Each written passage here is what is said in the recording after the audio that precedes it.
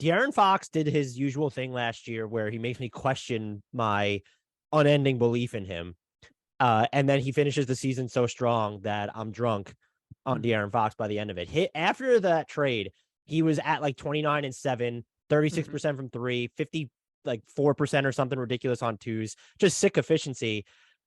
Was his year the struggles overblown? I mean, defensively, no, I don't think they were overblown, but like, was the way his season painted overblown? Was it properly contextualized? And what are you looking to see most out of him entering? This is year 6 for him, which makes me feel really old for some reason because I feels like he was just a rookie. No, I don't think it was unfair at all because he really struggled to start the year. I mean, he started off really poorly, and we were trying to figure out why. Like, he came in with like a lot of added bulk. It's like, okay, did the bulk throw off his form or slow him down? Is it conditioning? Is he just not used to it because he wasn't getting the foul calls he was used to because they were cracking down on some of the whistle and the paint?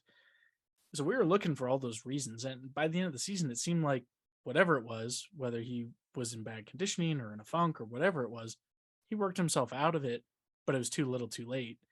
But the problem is we've seen that more than once. Like he's done Right. that multiple years.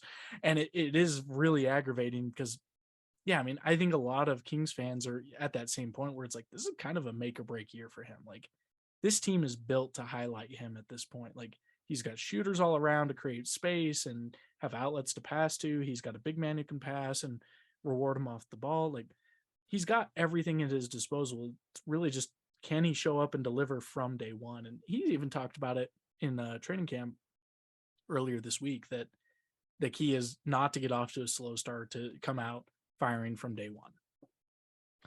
And I do think the biggest thing for him, it's probably become a cliche to mention, but it is still the jumper for me. He was at 39.1% on off the dribble threes after the Sabonis trade. I think he was at, and then he was at like 37+% on catch and shoots. I'm not saying he needs to be that high, but like that needs to become like, he's always been able to, like, we've seen him go on runs where he hits these ridiculous step backs and he's so comfortable working from the mid range, but there's always this topsy turviness to it. Or for me, this sense of fleeting where it's not going to stay like this and it's going to come and go. And I think if you're going to have him work off the ball as much, like specifically like the set three, I think might actually be the biggest thing I'm looking for from him. Is that wrong to view it in that way? Well, it's funny because if you look at the splits, when he just does catch and shoot threes, he's actually a very good shooter. It's just the problem is the majority of his threes historically have been off the dribble, and he's terrible at those.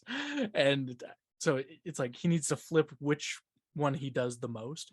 The other thing is, and this is just something that I kind of attached myself to as an idea towards the end of last season, and I think it was a big part of where he found success so much towards the end of the year, is he wasn't hunting for threes as much as just occasionally he'd still take them, but he was really working the mid range, and he's really good at the mid range. And when you look at someone like DeMar DeRozan and what he did last year, where it's like the traditional logic was he'll never be truly great because he's so reliant on mid range, and we don't do that anymore. Mm-hmm. Then he comes out and just does it a lot. And I'm not saying Fox is gonna shoot it from the mid range like DeRozan or anything crazy like that, but I do wonder if maybe there's value in just him taking the shots he's better at and more comfortable with, as opposed to trying to force an element of his game that he struggles with and always has.